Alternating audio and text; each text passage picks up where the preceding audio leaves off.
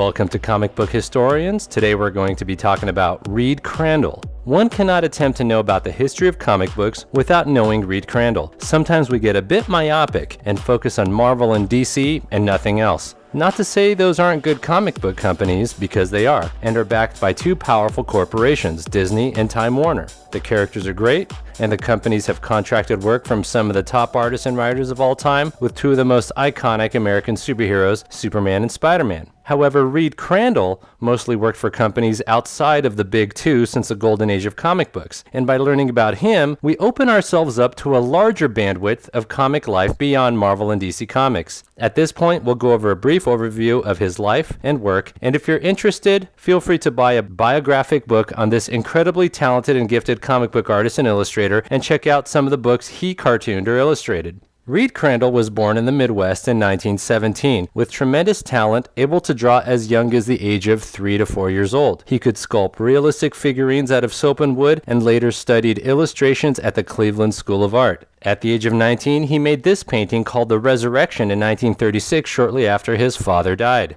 This piece currently hangs in an Episcopal church in Wichita, Kansas. If magazines hadn't mostly switched to photography in the 1940s, he would have had a much more lucrative career as an illustrator rather than a comic book artist. So instead of commercial illustration, after his university was over, he worked at the Iger Shop in New York, who sold comic books to various publishers like Quality Comics. Quality Comics is famous for being the company that produced Plastic Man by Jack Cole. Since his art was so good and founded in solid illustration, Quality's owner Busy Arnold hired him directly, where Crandall would turn in art to him or to the subcontracting Eisner shop, delivering the bulk of his golden age classics like Doll Man, Black Hawk, and later some westerns, where he was famous for drawing horses. This montage of images come from his period during the 1940s. He packed so much illustrative talent into his covers and interiors that Quality's owner, Busy Arnold, even had him make action-packed covers for his books while he was in the military, even if it had nothing to do with the story inside. A side story he did for Quality Comics seemed to be a precursor to EC Comics even. A lot of us love EC Comics early 1950s, especially the Old Witch stories by Graham Ingalls. However, there was an earlier Old Witch story from Quality's hit Comics 10, 1941, illustrated by Reed Crandall. There is an uncanny similarity of setting up the plot to the Old Witch stories in Haunt of Fear 10 years later. The story also ends with the Old Witch as a narrator, finalizing the lesson in this morality tale.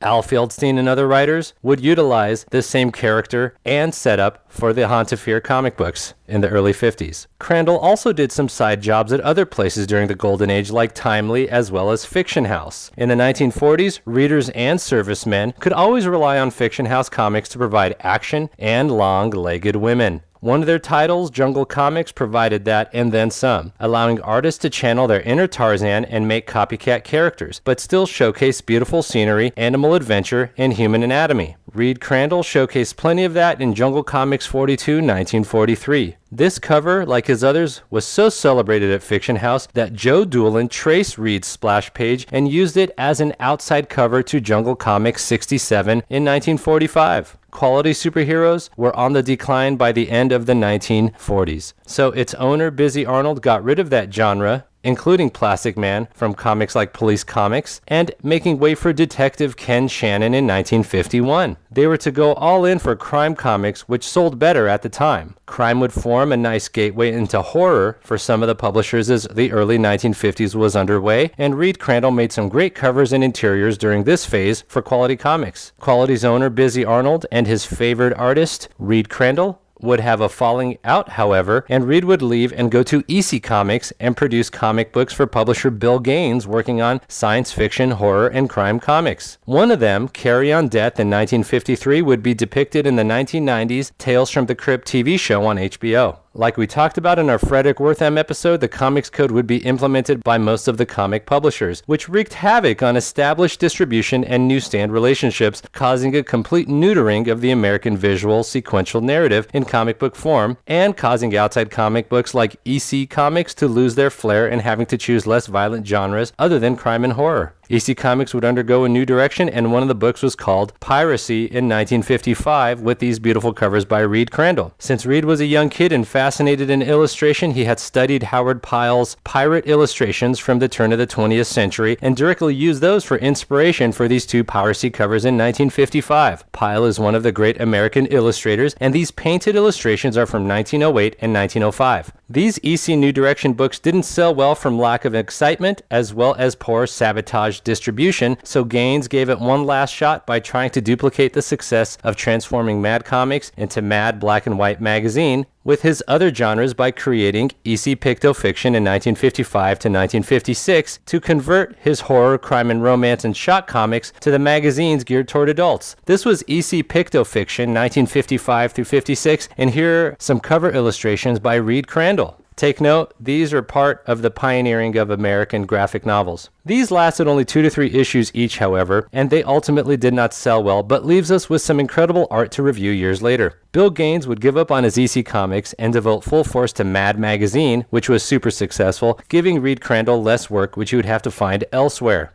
In the late 1950s was a sparse time for Reed Crandall in the comic book business. Although a lot of the EC Comics artists would head over to Atlas, which Reed did, the 1957 Atlas implosion we discussed in an earlier episode would also mean less contracted work for Crandall, so he found alternative sources of comic book jobs. In 56, Reed Crandall, who had joined up with Ray Wilner in a few years earlier working on Buster Brown Shoes comics, started illustrating Robin Hood comic tales as part of the shoe merchandising effort, as well as working at Atlas before their implosion. He also hooked up with Classics Illustrated and illustrating comic book stories that retold famous works of literature like this Hunchback of Notre Dame in 1960. He also did some work at Dell Comics, and more importantly Treasure Chest, which were Catholic comics and paid more money per page than a lot of other publishers at the time. These Catholic comics had a famous series by Crandall started in 1961 called This Godless Communism, which was a commentary on communism's past and present extending to that year. JFK was president during this run, whose Cold War tactics are often remembered by historians. Interesting to note that Hydra in Marvel Comics would also use a cephalopod as a symbol of ominous tentacles within civilization. In the early 1960s, Reed Crandall also found a side gig illustrating Edgar Rice Burroughs stories with Canaveral Press. Some truly celebrate this work, and it is indeed worth investigating. In 1965, Reed Crandall illustrated this beautiful portrait of Edgar Rice Burroughs surrounded by his creations, which is used and reused to illustrate the spirit of the creator of Tarzan, John Carter, and Pellucidar.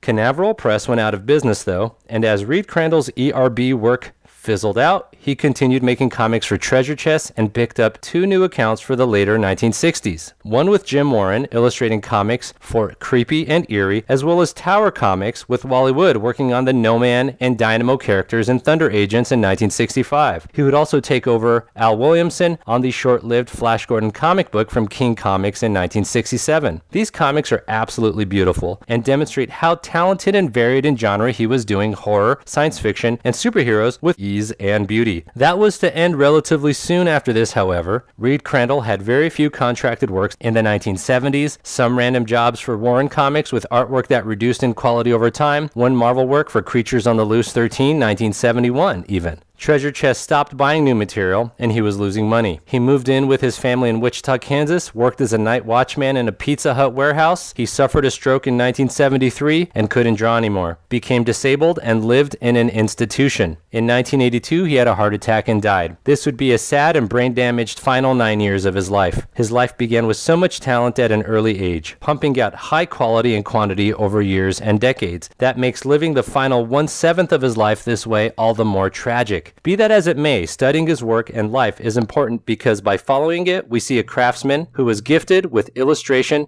talent, and traveled beautifully through the comic book industry from the Golden Age to its Bronze Age, and mostly grafting his talent on projects outside of Marvel and DC Comics. By appreciating Reed Crandall, we appreciate the comic book art form and what else the industry has to offer besides the oh-so-very obvious. Cheers. Don't forget to click on the subscribe button. We got more to say in other videos. Also check out our podcast, available on Apple Podcasts, Stitcher, and Google Play. We also have constant updates on Twitter and Instagram, or continue the conversation in our Facebook group.